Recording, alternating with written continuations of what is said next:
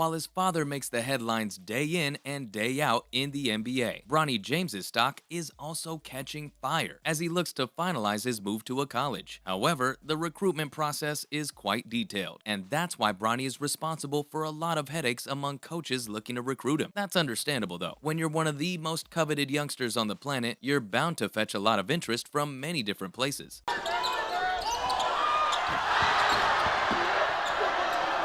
But when there's that much competition, it's only fair that his father, who does want the best for him, has ensured that coaches have to work hard to get their hands on his son. After all, it guarantees something of a jackpot. Everyone wants a piece of that LeBron gene, and with the king nearing 40, the next best shot is with his oldest heir, his 18-year-old son, Bronny James. All I know is Bronny has the talent in the world to be a hit, and that's why LeBron wants him to make the best decision possible. He doesn't care how long it takes, as long as the process is smooth, and Bronny finds himself on his way to the NBA, because there is a lot riding on Bronny's future, especially if, or should we say when, he finally arrives at the NBA. It could be the final year of LeBron in action as well, but more on that later. For now, the coaches are getting annoyed because the recruitment process has more steps than trying to watch a film on 123movies.com. A coach revealed that Bronny's already being exposed to the world as a star. Yep, that's very true. He is the son of the GOAT after all, but more than that, he himself is a top prospect too. On the current rankings, Bronny is the 38th best overall prospect and the number 10 combo guard in the 2023 rankings. And not to mention, he's also a top 7 player in California, which is why many coaches are rushing to get a meeting done with him. However, rushing is far from how they describe it. One of the coaches explained that you have to jump through 1,000 hoops if you just want to schedule a meeting with Bronny, only to meet with the mom. Apparently, they only give out appointments on Tuesday and Thursday, and all that will only get you counsel with Bronny's mother, because you're not allowed to talk to the kid. Some might feel it's absurd to have such a complicated process in place, but we're talking about LeBron's potential heir. This teenager literally has LeBron's genes in him, and the blood. He will be a star, I have absolutely no doubts, and that's exactly why, despite all the tough things that the coaches have to go through, coaches are still lining up.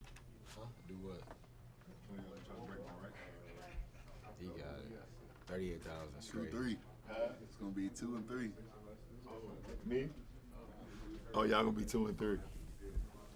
Another SEC coach actually revealed that he was disappointed not to get in line earlier, but he didn't know how realistic the recruitment would be. So where could James potentially end up? I've got some options lined up that I feel could be high up on his priority list. For instance, USC seems like the perfect option on paper. I mean, obviously money isn't a problem when his net worth is in the billions, so proximity and general convenience aren't exactly high on their priority list. But all that said and done, you can't help but feel that an option like USC, which is only 10 minutes away from the Crypto.com arena, is something that they'll definitely consider. More importantly though, USC has been monitoring Bronny's progress for a long time. Even back in 2018, USC coach Andy Enfield hinted that Bronny was on their watch list, years before he was considered a one-and-done prospect. A formal offer was officially reported last year. Well, all good players are on our radar, so I'm sure as that young man progresses through his high school career, he'll have a lot of eyes on him. And they even play a system where guard play is prioritized, so it's something that makes sense for a lot of reasons, but also because USC has already signed the #1 overall recruit, Isaiah Collier, to run its lead guard. This would mean that Bronny wouldn't need to be that guy right away. It would give him the chance to free up and become something of a do-it-all combo guard.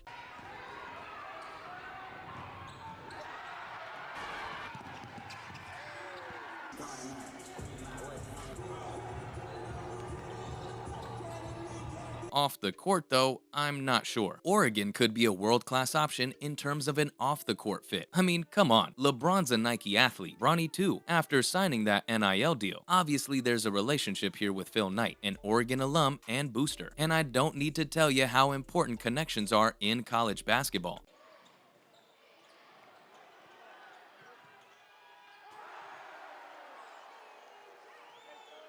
But don't get me wrong for 1 minute, even the on-court fit seems to be a very smart one for Bronny. LeBron himself explained that Bronny's been in contact with Mookie Cook, an Oregon signee, and he explained how Oregon's always been in Bronny's top 5 or 6 schools.